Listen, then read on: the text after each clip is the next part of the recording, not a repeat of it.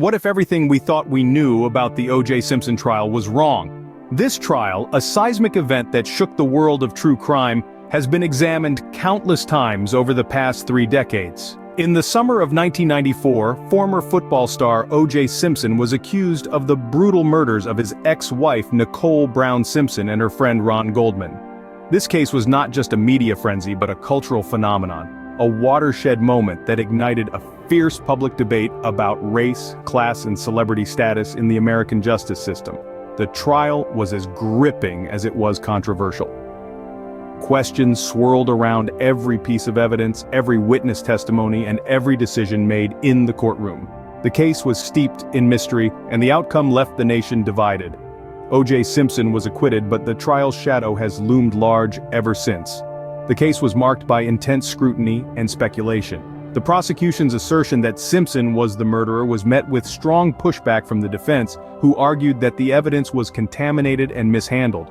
The glove, the blood, the footprints, all became subjects of intense debate. But what if, amidst all the chaos and confusion, we missed something crucial?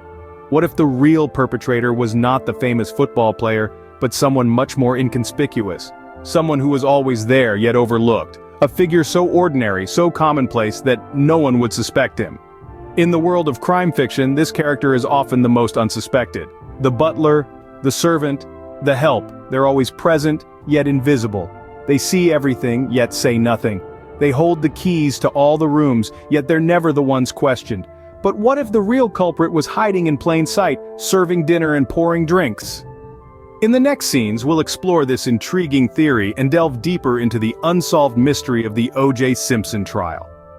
Stay tuned. Picture this. The butler, quietly observing the household dynamics, has access to every corner of the mansion. He sees the daily ins and outs, intimately familiar with the family's routines, their habits, their secrets. He knows where each key unlocks a door, where the spare gloves are kept, where the master of the house leaves his shoes. In essence, he is the silent, unnoticed overseer of the mansion's pulse. Now consider the infamous O.J. Simpson trial.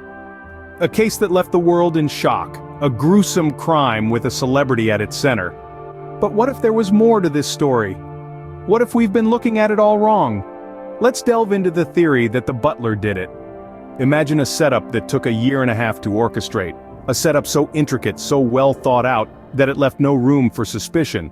A setup that was a masterstroke of manipulation, a plot that could only be conceived by someone with an intimate knowledge of the house, its occupants, their routines, someone who knew where O.J.'s gloves were, where his shoes were kept, and was privy to the layout of the house.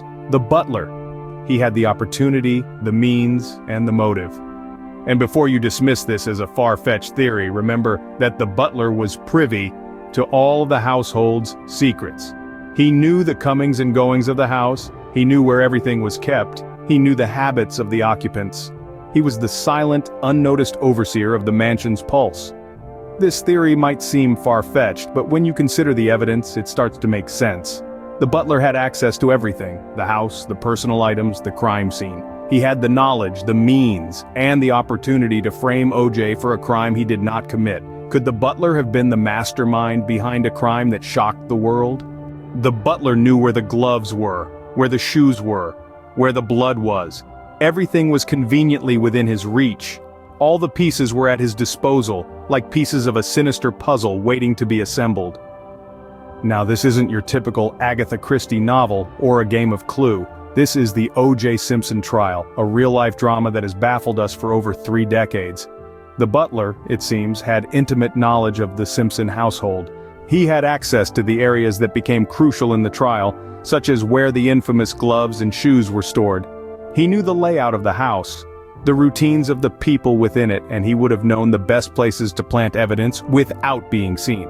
And then there's the matter of the grand jury. When summoned to testify, the butler invoked his Fifth Amendment right. He refused to speak to declare his innocence or guilt, a curious move indeed. Was it a silent admission of guilt or simply a man protecting himself in a whirlwind of media frenzy and legal battles? Let's not forget about Mark Furman, the detective accused of planting the bloody glove. Could the butler have been the one to set him up? It's a plausible theory. The butler had the motive, the means, and the opportunity to frame Furman, to redirect the spotlight away from himself. The butler could have easily manipulated the crime scene, knowing full well that the blame would fall on the most convenient suspect, O.J. Simpson. So, let's take a step back and reassess. Is it possible that the butler, the silent figure lurking in the background, was the mastermind behind it all? Could he have single-handedly orchestrated one of the most infamous trials in American history? Was the butler the puppeteer pulling the strings, or simply an innocent bystander?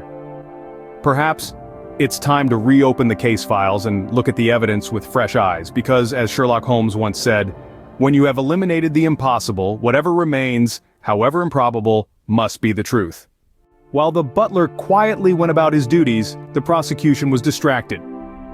The O.J. Simpson trial was a spectacle that gripped the nation, but amidst the media circus, the prosecution's focus may have slipped away from the real culprit.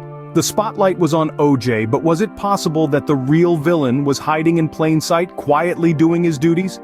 The prosecution, led by Marcia Clark and Christopher Darden, was under intense pressure.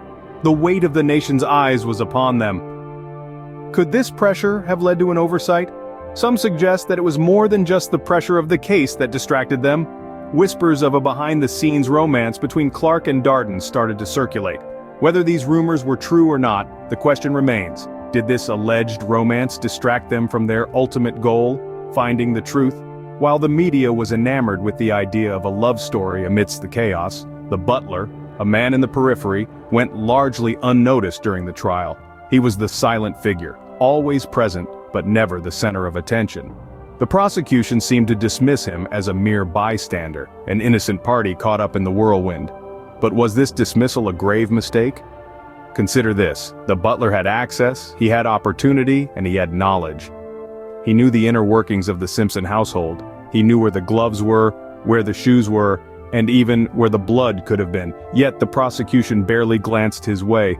Their eyes were elsewhere, possibly clouded by the glare of the media spotlight, or perhaps by their own personal emotions. This lack of attention given to the butler during the trial is alarming. Could the prosecution's distraction have allowed the real perpetrator to go unnoticed, to quietly slip away while everyone else was looking the other way? Could this distraction have allowed the true culprit to slip away unnoticed? The question remains unanswered, and perhaps it's time we revisited this unsolved mystery with fresh eyes and an open mind. 30 years later, the call for a re-examination of the trial echoes in our ears. A lingering sense of uncertainty, a thirst for truth, and a theory that seems to be gaining momentum: the butler did it. This isn't a tale from a Sherlock Holmes novel, rather it's a perspective on the infamous O.J. Simpson trial, a theory that has been brought to light by James Cannon in his book, Dear O.J. Simpson, Let Me Tell You a Secret, The Butler Did It. Cannon's book is not just a mere collection of thoughts or speculations, it's a result of an exhaustive and meticulous study, a deep dive into the vortex of this unsolved mystery. Every page of his book breathes life into the theory, challenging the established narrative, and compelling us to look at the case through a new lens. The debate around this theory is not confined to armchair detectives or true crime enthusiasts. It has stirred a hornet's nest, a challenge issued to those who are still alive, those who were part of the original trial, to engage in a debate, to dissect the theory, to seek the truth. The call for a re-examination isn't just about the butler did it theory. It's about the pursuit of truth and justice. It's about ensuring that every stone is turned, every piece of evidence is examined, every question is asked. It's about asking the tough questions, challenging the status quo, and not settling for easy answers. The butler did it theory isn't a conclusion, it's a beginning. It's a call to revisit the past, to scrutinize the evidence, and to find the truth that has remained elusive for over 3 decades. James Cannon, with his book, has ignited a spark that has the potential to illuminate the dark corners of this case. Could a re-examination of the trial lead us to the truth that the butler did it?